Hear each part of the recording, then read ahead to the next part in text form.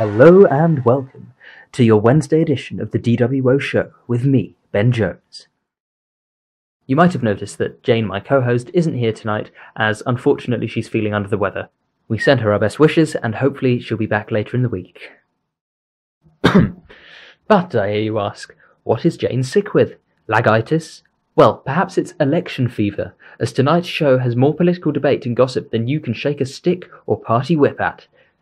Now, of course, we all know that if you walk, or fly, down the street at the moment, you really cannot escape the buzz that's circulating around London. It's got people from all across the city talking, from Gallifreyans to Cardinals. It's the snap election. It, of course, followed shocking scenes outside the mayor's office only a few days ago, where Mr. Cress called the election, to the surprise of even his own advisers.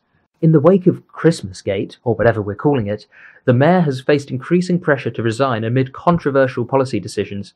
Facing the incumbent Cress are a host of new political bright sparks, and we've gone to the streets to find out your take on them.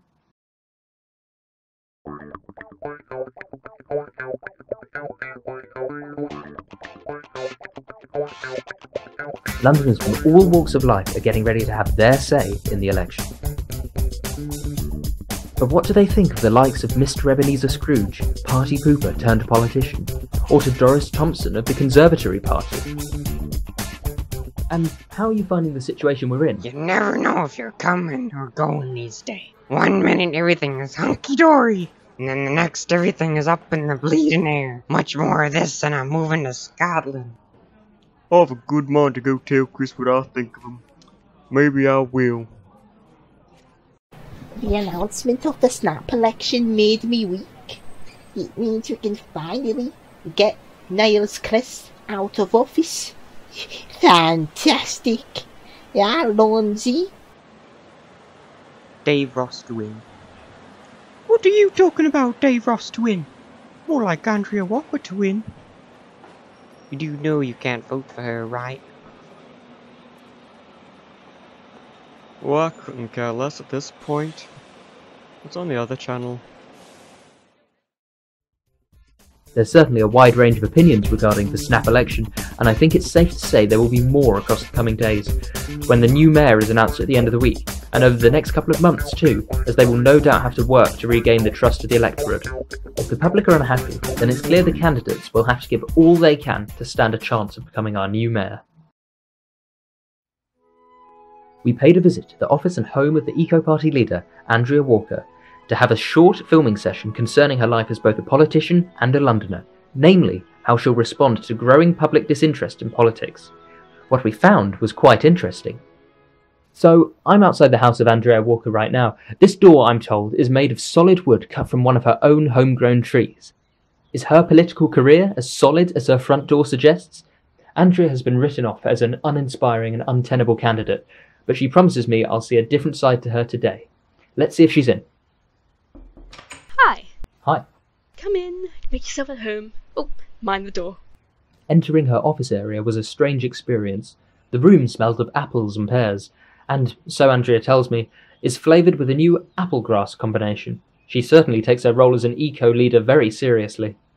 So today, as you can see, I've got a meet and greet at 12, which you'll be coming to, lunch with my advisors at 2, and then a press conference later on about my platform. Busy day. It's 12:05. Nobody can say Andrea Walker isn't committed. She's participated in 5 such events this week, and this isn't likely to be the last. She's currently admiring Walford's commitment to greenery and is, I hear, planning another rally here just before the vote on Saturday.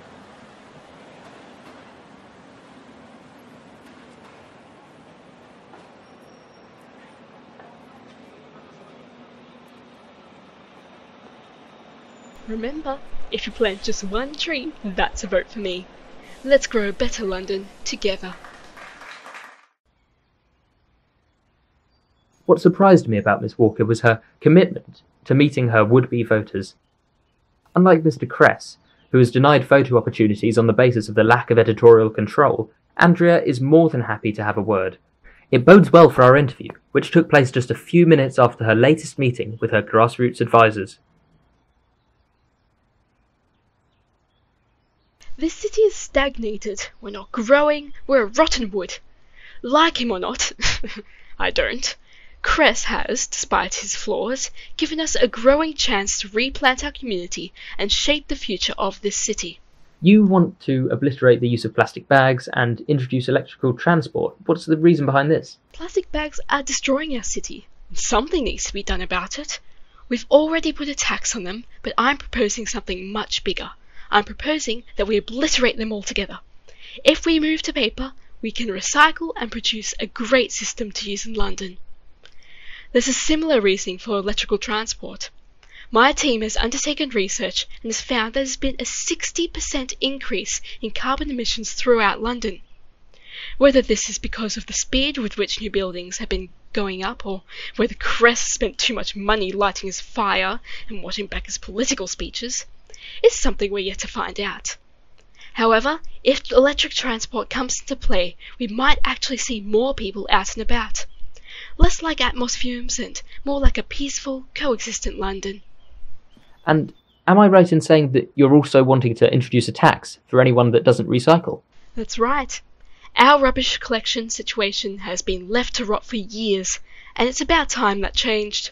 I don't think anyone would object to recycling to avoid paying a tax.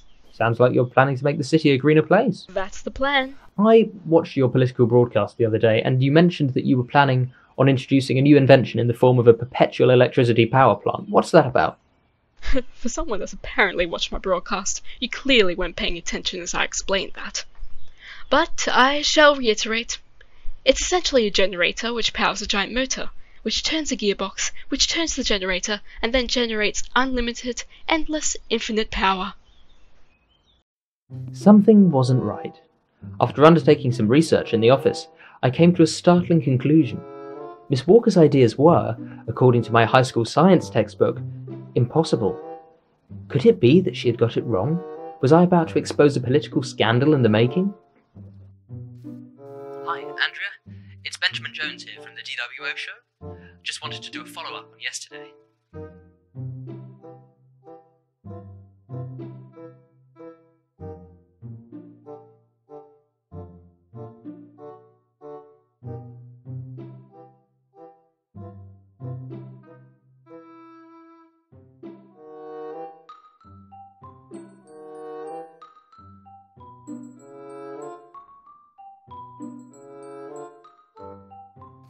We chatted for some time, and we agreed to meet the next day.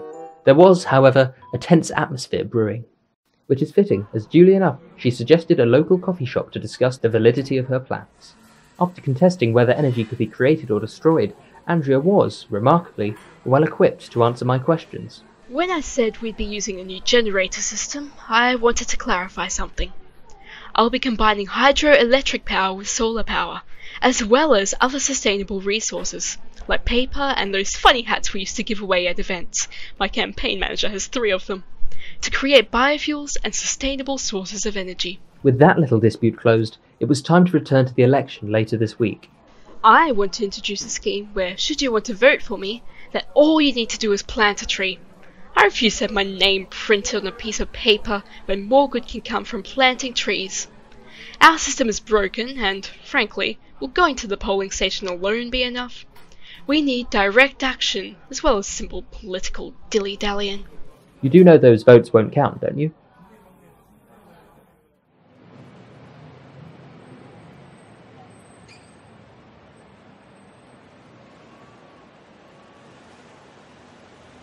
Right, so despite a shaky bit in the middle, I think we've gained a little insight into Andrea Walker there.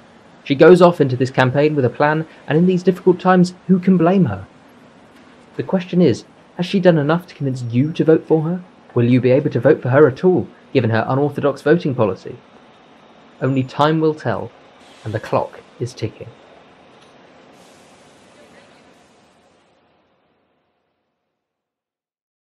Don't forget, it's election day this Saturday.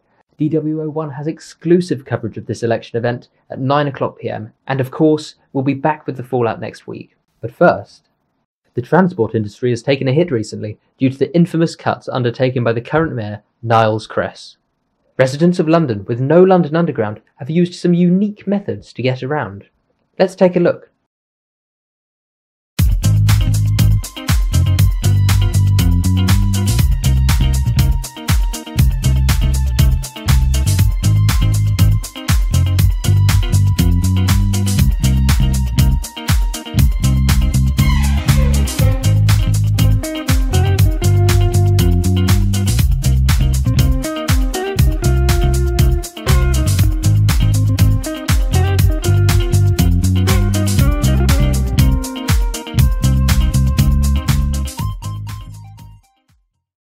inspiring and creative indeed.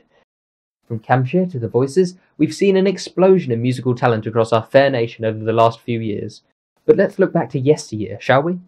In 1965, Pink Floyd, an English rock band, were formed, and since then went on to change the face of music. Let's take a look at this short video, produced exclusively for us by megafan James Thorpe from Talk with Thorpe, concerning how they came to be.